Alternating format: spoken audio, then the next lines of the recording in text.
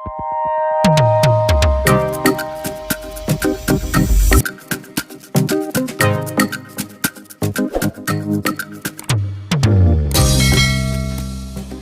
teman-teman, bergabung kembali dengan saya. Hari ini yang saya prediksi tentang nasib Medina Zain, dimana kita tahu pemberitaan Medina Zain ini saat ini sedang heboh. Medina Zain vs Dennis Kharista, vs Uya Kuya, vs orang dokter juga, vs dengan Raffi Ahmad. Dari kasus yang dulu tentang jual beli tas, kemudian dengan Uya Kuya dan Dennis tentang jual beli mobil, dengan dokter ini tentang jual beli alat kesehatan, dan dengan Raffi Ahmad tentang penyalahgunaan data-data Raffi Ahmad yang bisa mencemarkan nama baik Raffi Ahmad. Nah, bagaimanakah nasib dari Medina Zain ini? Konon kabarnya saat ini sedang sakit bipolar dan dirawat di rumah sakit. Pemberitaannya seperti itu. Namun mari kita ungkap di sini bagaimanakah nasib kedepannya.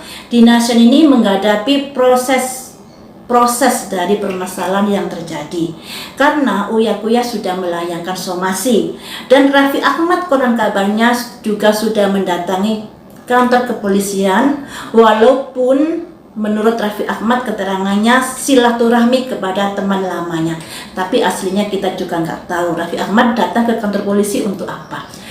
Dan di sini mari kita ungkap nasib Medina Zain ke depannya dalam menghadapi problema kehidupan yang sudah menimpanya, ya.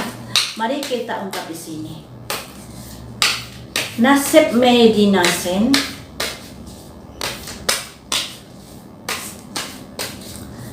ke depannya yang ada kaitannya dengan proses hukum. Saya ambil 3 kartu ya.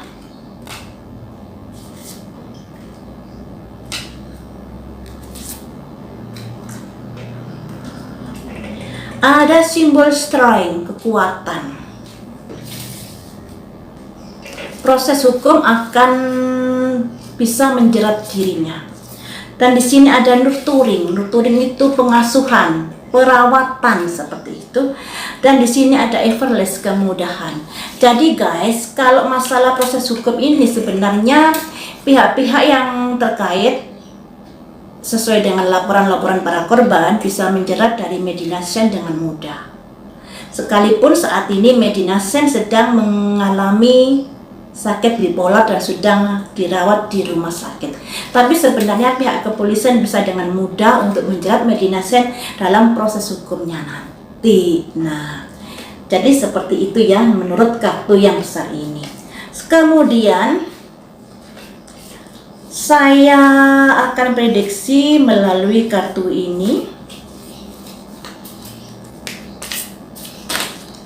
di mana saat ini Medina Zain kan sedang dirawat di rumah sakit.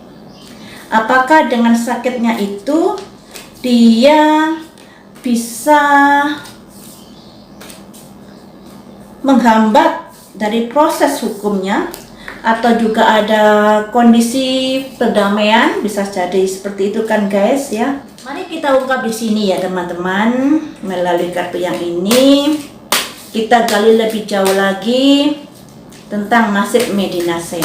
Kalau di kartu yang ini kan nasibnya pihak berwajib bisa dengan mudah untuk menjeratnya terkait dengan pelaporan-pelaporan dari para korban jika ada pelaporan. Tapi yang kita tahu Uya Kuya sudah melayangkan somasi kepada Medina Zain. Nah, kalau somasi ini nggak ditanggapi, bisa berujung ke pelaporan kepada pihak yang berwajib tentunya.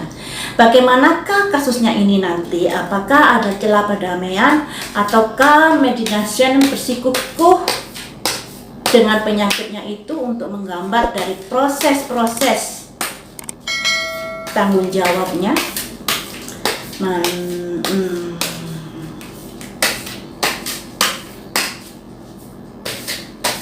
Nasib Medina Zain ke depan.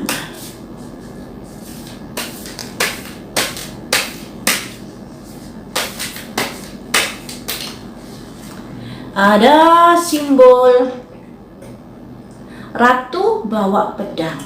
Ratu itu sebuah kondisi kekuasaan ya.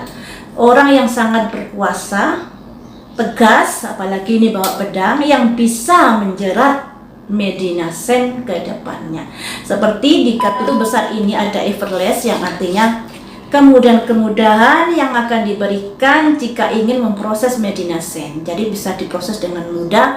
Andai kata Medina Saint tidak ada perdamaian atau upaya-upaya yang untuk mengembalikan uangnya atau kesepakatan dengan para pelapor, dengan para yang sudah memberi somasi, tentunya dengan mudah akan bisa dijerat oleh hukum.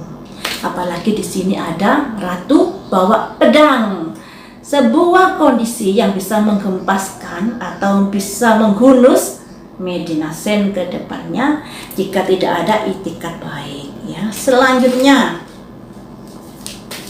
apakah Medina Saint ada itikat baik untuk mengembalikan uangnya? Apakah Medina Saint ada etikat baik untuk mengembalikan uangnya sehingga ada celah perdamaian? Ada simbol masih dipikir-pikir ya. Jadi celah perdamaian buat Medina Saint ini masih dipikir-pikir, mungkin karena apa ya? Mari kita ungkap di sini. Jadi masih dipikir-pikir, Medina Saint ini masih bersikukuh mengandalkan sakit bipolarnya untuk tidak terjerat oleh hukum. Mengapa Medina Saint masih berpikir-pikir? Mengapa masih berpikir-pikir? Apa yang dipikirkannya? Dia masih berusaha mencari celah-celah titik terang dalam upaya-upaya proses hukum ini. Makanya di sini dia mengandalkan sakit bipolarnya agar bisa menghambat proses hukumnya. Ya, berusaha mencari celah-celah titik terang atau upaya-upaya yang bisa membuat dia terlepas dari jeratan hukum. Apakah pada akhirnya dia bisa terlepas dari jeratan hukum dengan segala upayanya itu? Apakah pada akhirnya bisa terbebas dari jeratan hukum dengan segala upayanya itu? Ada simbol bersulang bersama. Nah, ini mungkin akan ada perdamaian di sini, guys. Dari pihak-pihak yang merasa ditipu, seperti uya-kuya atau pihak yang lainnya, di sini akan ada perdamaian. Karena di sini ada simbol bersulang bersama, guys. Apakah bersulang bersama ini membuat Medina Saint bisa terbebas dari jeratan hukum? Ada simbol masih belum aman. Ada pihak yang lainnya yang membuat dia masih kurang aman dalam kehidupannya.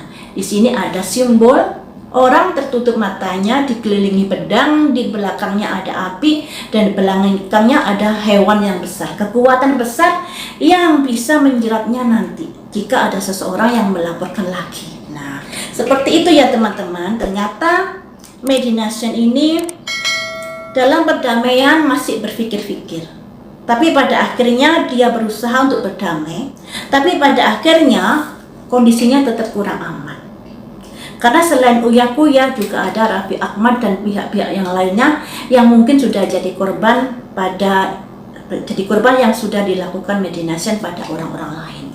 Jadi di sini kondisi Medina Saint tetap tidak aman sekalipun sudah ada jalan perdamaian dengan seseorang, tapi karena korbannya ini atau karena yang merasa dirugikannya ini ada beberapa orang, jadinya kondisinya masih tetap kurang aman di sini. Apakah kondisi yang kurang aman ini di tahun ini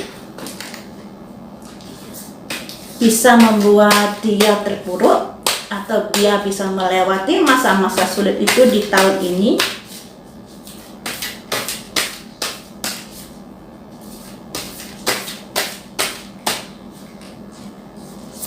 Ada simbol jalan tertatih-tatih.